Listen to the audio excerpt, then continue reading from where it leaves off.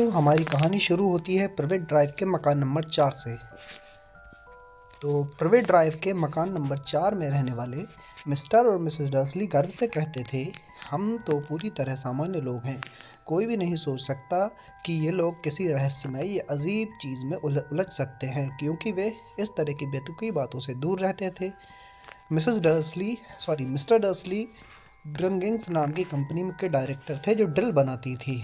Mister Dursley मोटे तगड़े थे और उनकी गर्दन तो जैसे थी ही नहीं, हालांकि उनकी मूछें बहुत बड़ी थीं। मिसेस डर्सली सुनहरे बाल वाली दुबली महिला थीं और उनकी गर्दन सामान्य से लगभग दुगनी लंबी थी।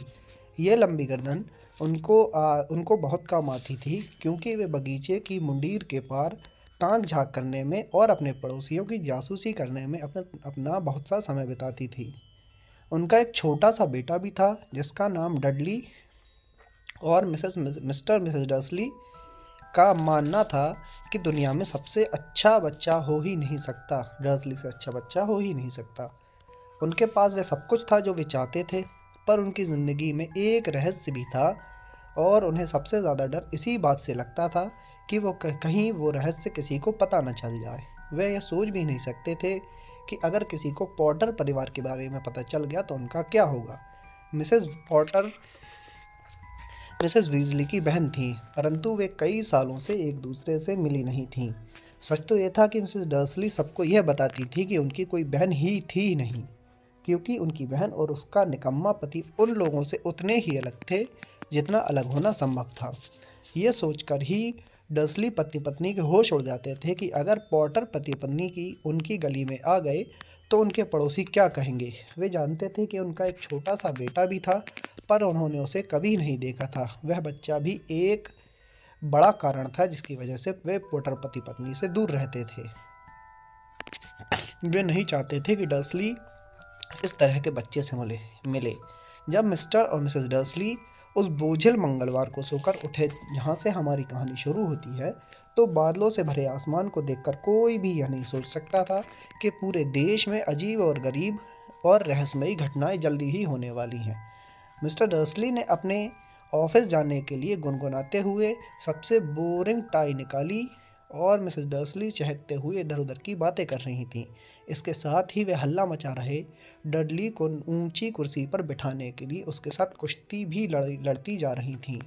उनमें से किसी ने भी यह नहीं देखा था कि एक बड़ा सा भूरा उल्लू उनकी खिड़की के पास पंख फड़फड़ाते हुए गुजर गया। 8:30 बजे मिस्टर डर्सली ने अपना ब्रीफकेस उठाया, पत्नी का गाल थपथपाया और डडली को चूमने की कोशिश की, परंतु वे ऐसा नहीं कर पाए क्योंकि डडली उस समय झुंझला रहा था और अपना नाश्ता दीवार पर फेंक रहा था। शैतान कहीं का, मिस्टर डर्सली ने घर से निकलते समय हंसकर लाड़ से कहा। वे अपनी कार में बैठे और 4 नंबर के पोर्च से बाहर आ गए। सड़क के मोड़ पर डर्सली को पहली अजीब चीज़ दिखी, एक बिल्ली जो नक्शा पढ़ रही थी। एक पल को तो डर्सली यह समझ नहीं पाए कि उन्होंने क्या देखा। फिर उन्होंने सिर झटका और दोबारा देखा। एक भूरी बिल्ली प्राइवेट ड्राइव के मोड़ पर खड़ी थी, परंतु नक्शा कहीं नहीं दिख रहा था। उनके दिमाग में भी कैसे अजीब विचार आ जाते हैं। हो सकता है रोशनी की वजह से उनकी आंखों को धोखा हुआ हो। मिस्टर डर्सली ने अपनी आंखें झपकाईं और बिल्ली को घूरा। बिल्ली ने भी पलट कर उन्हें घूरा। जब मिस्टर डर्सली मोड़ पर मुड़े और सड़क पर आगे बढ़े तो उन्होंने कार के शीशे में बिल्ली को देखा। बिल्ली अब उस साइन बोर्ड को देख रही थी जिस पर लिखा था।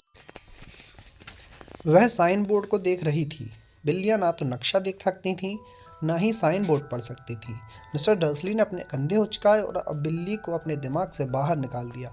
जब वे शहर की तरफ बढ़े तो उनके दिमाग में और कुछ भी नहीं था, ड्रिल के उस बड़े ऑर्डर के सिवा जो उन्हें उस दिन मिलने वाला था, जिसकी उन्हें उम्मीद थी।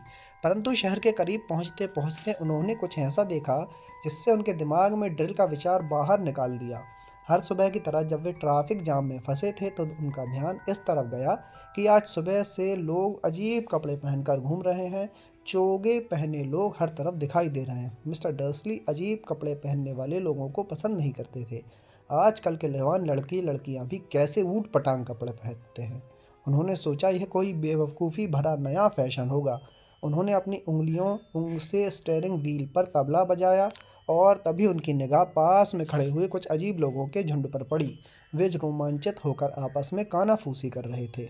मिस्टर डर्सली आग बुबूला हो गए जब उन्होंने देखा कि उनमें से दो तो बिल्कुल जवान नहीं थे। अरे, उस आदमी की उम्र तो मुझसे भी ज़्यादा होगी और उसे शर्म नहीं आती कि वह गहरा हरा चोगा पहने हैं। उसकी यह मजाल।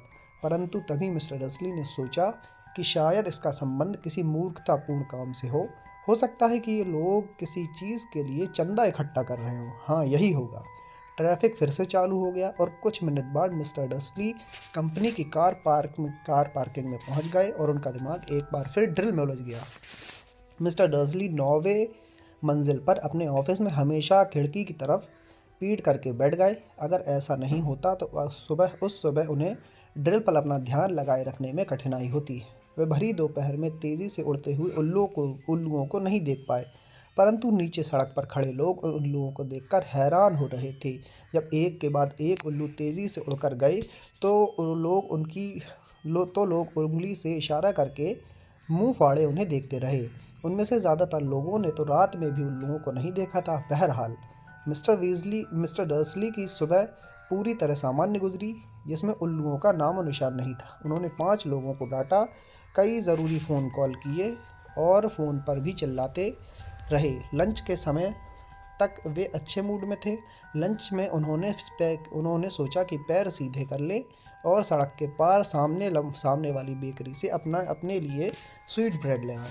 चोगा पहने लोगों के बारे में वे पूरी तरह भूल चुके थे, परंतु बेकरी के पास वे एक बार फिर उनके पास से गुजरते समय मिस्टर डर्सली ने उन्हें घूरा। न जाने क्यों उन्हें देखकर वे थोड़ा परेशान हो गए। ये लोग भी रोमांचित होकर कानाफूसी कर रहे थे। उनके हाथों में चंदा मांगने वाला डिब्बा भी नहीं दिख रहा था।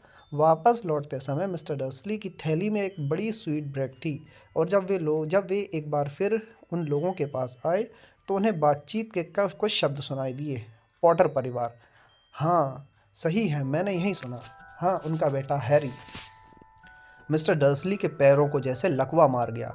डर के मारे उनके होश उड़ गए। उन्होंने कानाफूसी करने वालों की तरफ देखा जैसे उनसे कुछ पूछना चाहते हों, परंतु फिर उन्होंने इसी में अपनी भलाई समझी कि ऐसा न किया जाए। उन्होंने सड़क के पार दौड़ लगा दी। धड़धड़ाते हुए अपने ऑफिस में घुसे। अपनी सेक्रेटरी को फटकारा कि वे उन्हें डिस्टर्ब न करे। झपट कर फ़ोन उठाया और घर का नंबर लगभग पूरा डायल कर लिया था। तभी उन्होंने इरादा बदल दिया। उन्होंने रिसीवर दोबारा नीचे रख दिया और अपनी मूँछों पर हाथ फेरने लगे। वे सोच रहे थे, नहीं, वह भी कितनी बड़ी बेवकूफ़ी करने जा रहे हैं। पॉटर नाम से बहुत लोग होते हैं। उन्हें विश्वास था कि पॉटर नाम के ऐसे भी कई लोग होंगे जिनके बेटे का नाम हैरी होगा, और अगर देखा जाए तो उन्हें यह भी पक्का नहीं था कि उनके भांजे का नाम हैरी ही था। उन्होंने उसे कभी नहीं देखा था। उसका नाम हार्वे या हेराल्ड भी तो हो सकता था। मिसेस डर्सली को चिंता में डालने से क्या फ़ायदा। अपनी बहन का नाम सुनते ही वे हमेशा बहुत परेशान हो जाती थी, और इसमें मिसेस डर्सली की भी क्या गलती थी अगर उनकी अपनी बहन इस तरह की होती। परंतु फिर भी चोगा पहने लोग उस दोपहर ड्रिल पर ध्यान लगाए रखने में उन्हें बहुत कठिनाई हुई, और जब वे 5 बजे ऑफिस की बिल्डिंग से बाहर निकले तो इतने परेशान थे कि गेट से निकलते ही एक आदमी से टकरा गए। सॉरी, वे हड़बड़ा कर बोले, क्योंकि उनकी टक्कर से एक ठिगना बूढ़ा आदमी लड़खड़ाकर लगभग गिर गया था।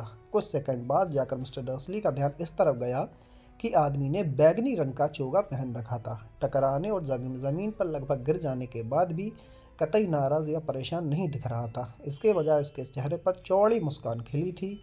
उसने अपनी कांपती आवाज़ में कहा, और अपनी आवाज़ इतनी अजीब थी कि आसपास के लोग उसे घूरने लगे। कोई बात नहीं, आज मुझे कोई भी चीज़ परेशान नहीं कर सकती। खुशियाँ मनाओ, क्योंकि तुम जानते हो कौन आखिर चला गया है। आज का दिन इतना खुशी का है कि तुम्हारे जैसे मगलुओं को भी जश्न मनाना चाहिए। और फिर उस बूढ़े ने मिस्टर डर्सली की कमर में हाथ डालकर उन्हें गले लगाया और वहाँ से चला गया। मिस्टर डर्सली वहीं किसी पेड़ की तरह खड़े रहे। एक अजनबी ने उन्हें गले लगाया था, यही नहीं, उसने उन्हें मगलू भी कहा था। चाहे उसका मतलब जो भी होता, उनके दिमाग के पुर्जे हिल चुके थे। वे अपनी कार की तरफ लपके और घर की तरफ चल दिए। उन्हें आशा थी कि ये सब बातें उनकी कल्पना की उपज ही होंगी और ये आशा उन्होंने आज से पहले कभी नहीं की थी, क्योंकि वे कल्पना की उड़ान को पसंद नहीं करते थे। जब वे अपने घर के पोर्च में अंदर घुसे तो उन्होंने पहली चीज़ देखी, उसे देखकर उनका दिमाग खराब हो गया। जिस भूरी बिल्ली को उन्होंने देखा था वह अब उनके बगीचे की मुंडेर पर बैठी थी। उन्हें विश्वास था कि ये वही बिल्ली थी, क्योंकि इसकी आंखों के चारों तरफ भी उसी तरह के निशान थे। शू! मिस्टर डर्सली ने चिल्लाया। बिल्ली टस से मस नहीं हुई, इसके बजाय मिस्टर डर्सली की तरफ घूरकर देखने लगी। मिस्टर डर्सली हैरान रह गए कि ये आम बिल्लियों जैसा व्यवहार था। अपने आप को संभालने की कोशिश करते हुए वे अंदर घुसे। अब भी उनका इरादा पक्का था कि वे अपनी पत्नी को कुछ नहीं बताएंगे।